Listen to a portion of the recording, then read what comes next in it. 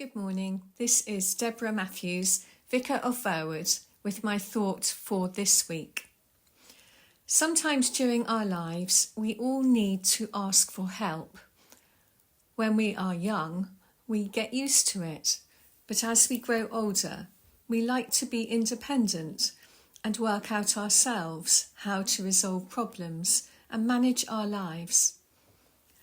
I was wondering this week what I should write about. So I asked one of our church wardens what she thought would be a good topic. And she said, how about asking for help? I thought about it for a while and decided that actually that was a good working title and it would fit well with the theme for this week. And after all, I had just asked her for help. As a church, like many charitable organisations, we regularly ask for help from those who worship at St. Michael's and All Saints, and also from those who don't necessarily worship on a Sunday, but who are part of the wider parish of Verwood. As the Church of England parish of Verwood, we serve the whole of Verwood and Three Cross.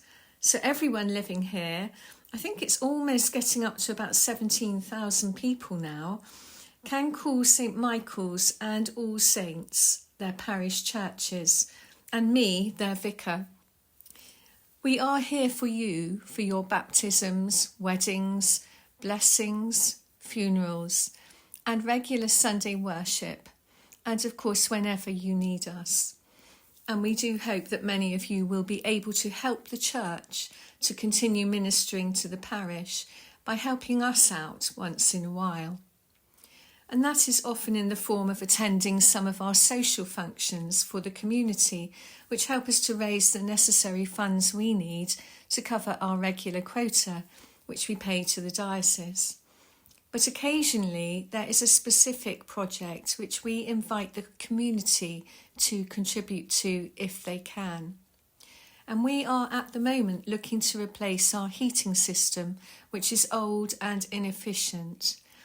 We are in the course of looking at the various possibilities, but once we have made the decision and cleared the faculty process, we will be asking for help to install a new, more eco system to make the church a more comfortable venue for everyone, especially during the winter. Well, over the last few weeks in the church lectionary, we have been reading about the bread of life and about Jesus feeding the 5,000. A great crowd had gathered to hear Jesus speak, and by now it had got late in the day. The disciples say to Jesus, "This is a deserted place, and the hour is now very late. Send the people to the local villages to buy bread for themselves to eat." And even Jesus sometimes asks for help. He says to them, "You give them something to eat." Well, the disciples are taken aback because they weren't expecting him to say this. So they say to Jesus, "Are we going to go and buy 200 denarii worth of bread to give them all something to eat?" Jesus asks them, "Go and see how many loaves there are." And the disciples bring to Jesus the 5 loaves and 2 fish that they had gathered.